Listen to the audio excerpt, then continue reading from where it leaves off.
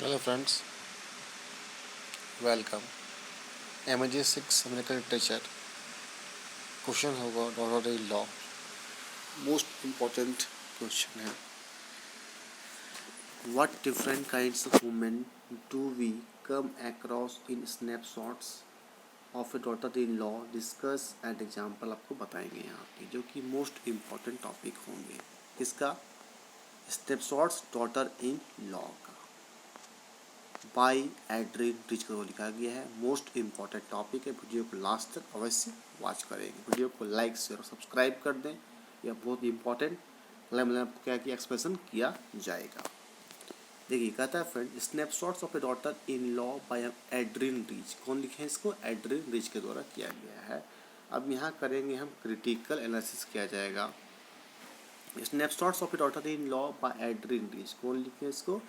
Adrian Rich के द्वारा। In pungent feminist poem, ये पंजेंट फेमिनिस्ट पोएम एक कविता है in which Rich explores multiple facets of a woman's life में बताती है। कौन? Adrienne rich.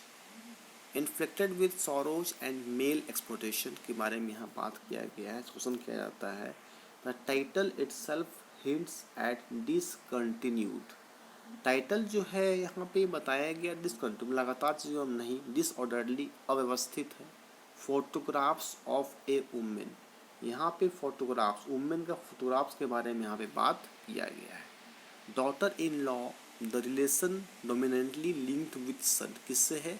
सन से यहाँ पे लिंक होता है। Rich had deliberately selected daughter in law not sister और daughter in order to disclose a position of a woman. अब जो डॉटर जो होता है, ठीक है, डॉटर इन लॉ ऑर्डर किसका हो जाता है? एक वुमेन का पोजीशन लोग लेते हैं। Who has hardly lived as an independent daughter. अब यहाँ पे बात होता है, इंडिपेंडेंट मतलब क्या था? खुद का स्वतंत्र अवस्था में। डॉटर मतलब बेटी। But a dependent daughter in law, but ये डिपेंडेंट क्या होती है? डॉटर इन लॉ जो होती मतलब क्या होता है? देखिए, बहू, उसके बारे में यहाँ बात किया गया। वो क्या होती है बाबू? वो होते हैं डिपेंडेंट होते हैं। ठीक है फ्रेंड्स, तो इट इज़ मेन डिपेंडेंट मतलब क्या होता है? किसी पे डिपेंड होना। It is mainly about anxiety of a modern woman, और ये चिंतित बताता है एक आधुनिक वुमेन के बारे में। देखिए, आपका एड्रिन रीच है, जिनका जन्म 1909 में हुआ था और डेट 2012 में ही लिखी है। Adrienne Rich daughter in law. The poem creeps from experiences of a woman at her house. इस पोएम को दिखाता है, क्रिप मतलब रेंगते बताता है अनुभव को उस लेडीज का, एट हर हाउस, उसके घर का।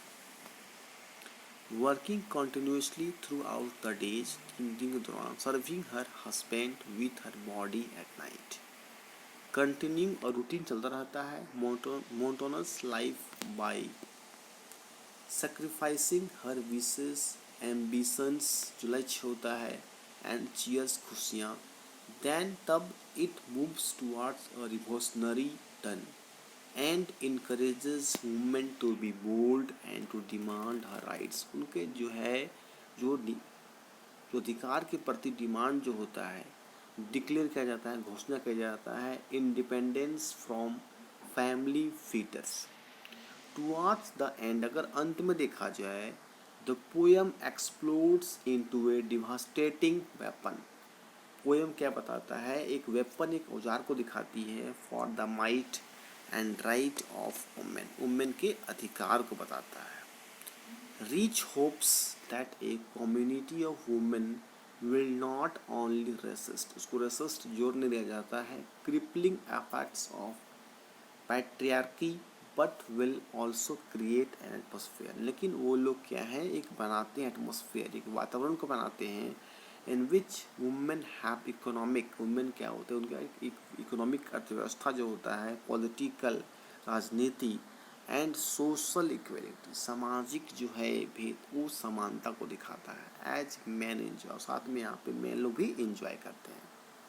सी लेमेंट्स, सी लेमेंट तो होता है शोक व्यक्त करना। क्या देखिए, जो वर्ड दिया गया है लेमेंट्स, इसका मतलब होता है शोक, कोई शोक व्यक्त करना हो, क्या बोले? देखिए फ्रेंड, लेमेंट्स कहते हैं। ठीक है, laments for the waste of energy, शोक मनाती हैं लेडीज लोग एनर्जी को वेस्ट करती है कहाँ पे? सोसाइटी, समाज में।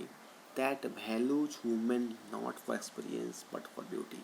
लेकिन उतना values, that values women will मिलना चाहिए not for experience but for beauty, लेकिन सिर्फ ब्यूटी की सुंदरता के लिए होता है। Though the daughter in law's mind is fertile, she has not yet been able to utilize it. जितना भी योग लोग उसे उपयोग कर सके योग के प्रति।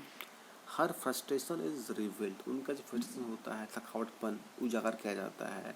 इन snapshots of her banging the coffee pots in sink. आइए आते हैं फ्रेंड्स नेक्स्ट पैराग्राफ में। ये कहता है the overall structure of the poem depicts photographs. जितना भी पूरा ओवरऑल जो पोएम है वो फोटोग्राफ्स पे बताता है, डिपिक्ट्स करता है। Attached together displaying several images, अलग अलग इमेज होता है of a daughter in law, किसका? डॉटर इन लॉ का। The speaker in the outset of the poem addresses mother in law. अब देखिए स्पीकर मतलब जो इस पोएम को कह रहा है वो बताता है मदर इन लॉ के बारे में। मदर इन लॉ का मतलब क्या हो गया? सासू माँ, ठीक है। The speaker in the outset of the poem addresses mother in laws के बारे में बताती है स्पीकर, रिमाइंडिंग याद दिलाती है her of the latter's youth desires fancies. The second stanza unearths the present behaviour of the mother in law. और दूसरा जो स्टांजा है वो दिखाता है वर्तमान में बिहेवियर क्या है मदर इन लॉ का। When she is rich in experiences of conjugal life, जब उनका लाइफ जो conjugal होता है which shattered her premarital fantasies। अब प्री मैरिटल मतलब क्या होता है? मैरिटल के पहले जितना योग्य हो सके, एंड वाइजेस मतलब होता है बुद्धिमान, येट सीज इनकंसिडरेट, और वो लोग उतना कंसिडरेट ध्यानपूर्वक नहीं हो पाती है about the rotating sorrowful life. मतलब क्या होता है? बहुत ही दुखी पूर्ण लाइफ जिंदगी होता है of the women being experienced bye her daughter in law who sinks into the life of hardships। Daughter in law को जो एक्सपीरियंस जो है वो दिखाता है, लगता है कि डूबा हुआ। सिंक मतलब क्या होता है? डूबना। जिंदगी में क्या हुआ? डूब गया। नेक्स्ट पैराग्राफ में The poem assumes a momentum toward aggressiveness in the second part। Second part को दिखाता है aggressiveness, एक योग्यता। Supernatural elements have been proud, वहाँ पे अलग अलग चीज़ लाया जाता है। सुपर नेचुरल बहुत बड़ा ऊपर चीज़ प्राउड लाया जाता है।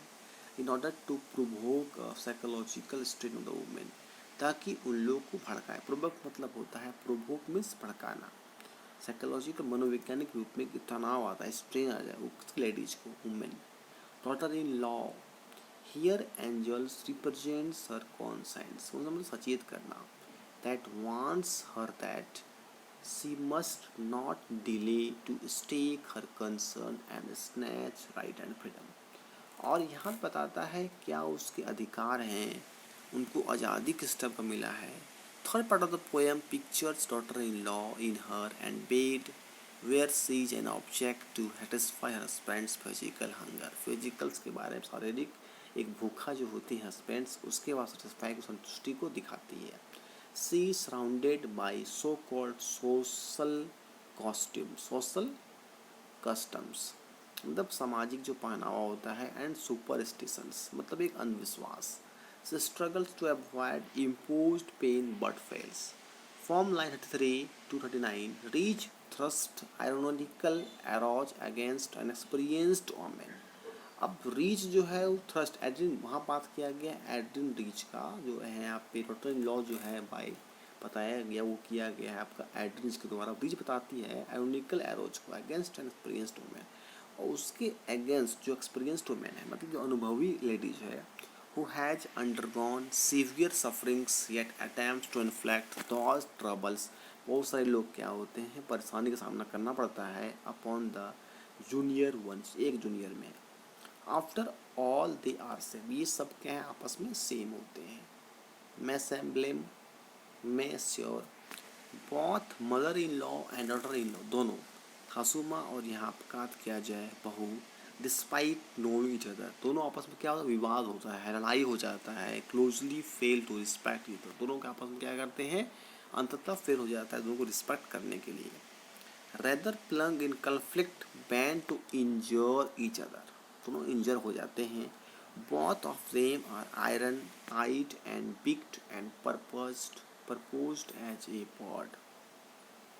This line compares women with delicate cased bird, वो delicate खाता है, प्रतिनिधि करवाता है, which has nothing of its own nor can it keep anything sacred since it has to dust everything on the what not every day of life, और क्या नहीं होता है प्रत्येक जिंदगी पे लाइफ में। Attitude becomes critical, वो critical हो जाती है, also about the treatment of one woman towards another, कि वो ट्रीटमेंट करती है एक दूसरे के प्रति को। वो दिखाता था pictures from the life of his daughters in law makeup बनाती क्या है, ये पिक्चर क्या दिखाता है, for the kind of life, जिंदगी के क्या दयालु काइंड ऑफ लाइफ को दिखाती है, दैट मेनी वुमेन, बहुत सारे वुमेन महिलाएं जो हैं were at a time living, वो जी रही है उस टाइप के अपने दयालु के प्रति। दे शो, वे लोग दिखाती है the situation in which women are bound by expectation that make her not only the passively wounded. अब उन लोगों का सिचुएशंस होता है इस टाइप का एक आशा रूप में जो सिर्फ पैसिव में होता है, मतलब एक्टिव नहीं, passive, but also the active wonder of the self, जब एक्टिव होना चाहिए। The focus of consciousness in the poem is the young women, किसको दिखाता है, एक नौजवान लेडीज को दिखाता है, वो इज अवेयर, जो जागरूक है, of the forces that limit her and other women, जो दूसरे वुमेन के लिए भी करती है काम।